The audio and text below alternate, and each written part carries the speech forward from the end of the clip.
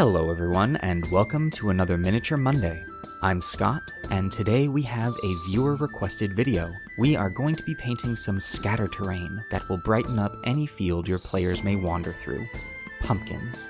This pumpkin and pumpkin patch were designed by Dutch Mogul of Ill-Gotten Games and downloaded off of Thingiverse. They were printed on my Ender 3 and have been primed with a gray filler primer to help smooth out some of the print lines. Dutch Mogul has a variety of great designs over on Thingiverse. I will put a link in the description below if you would like to go check them out.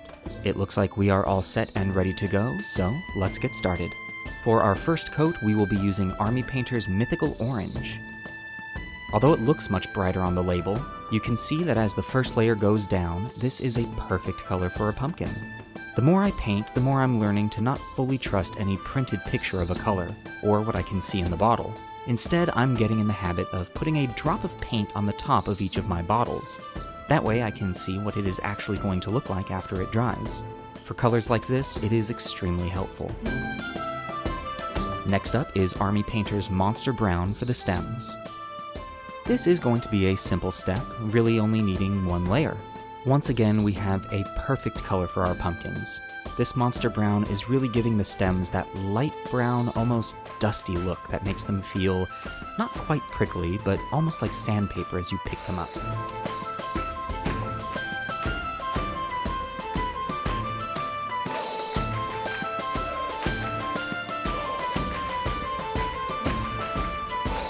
And we finish up the base layers with Army Painter's green skin for the leaves. The moment that I started putting this layer down, I realized I should have done this first. There are some hard to reach spaces in the center of the pumpkin patch here, and I definitely needed to make some touch-ups after putting this down.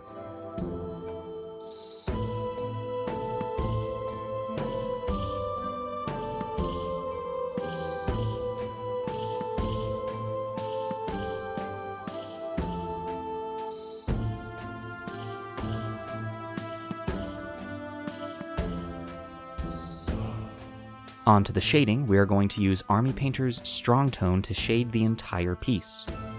As soon as I started with this shade, I thought to myself, darn, I should have used the soft tone.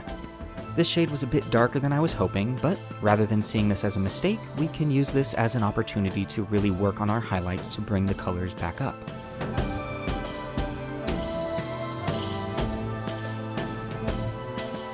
On to the highlights, we will be using our original Mythic Orange and slowly adding a bit of Army Painter's Phoenix Flames to lighten it.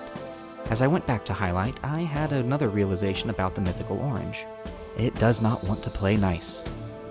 Army Painter does have a reputation for their paints separating from the medium in the bottle, so you really have to make sure to mix them vigorously.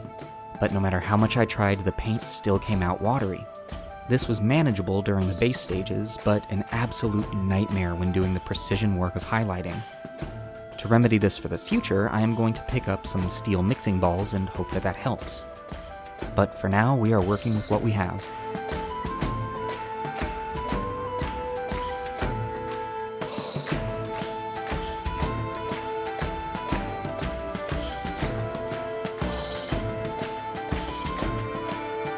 After getting used to how the paint was handling, I was able to zero in and get some decent highlighting done.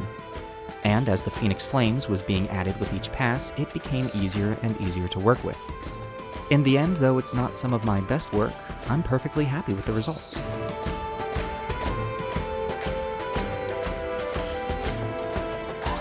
Lastly, for the leaves, we will be highlighting with the original green skin mixed with a drop of Army Painter's Jungle Green. After all of the hard work on the pumpkins themselves, I decided a quick layer on the stems and leaves was all that was needed to highlight this section. And with that, our pumpkins are finished. From a village festival to a spooky hayride, these pumpkins are a great addition to any tabletop collection. As a GM, I love giving my players holiday-themed sessions, so I'm sure that I will get a lot of use out of these. I want to give a big thank you to Robo Dragon for requesting this video. I really appreciate the suggestion, had a great time making them, and learned a few tricks doing so. If there is a mini that you would like to see painted or a technique that you would like for me to try, leave a comment below. I love hearing from our audience and am always up for trying something new. If you liked this video, please hit that thumbs up icon and subscribe to our channel for more nerdy content. Once again, I'm Scott, and I will see you at the next Miniature Monday.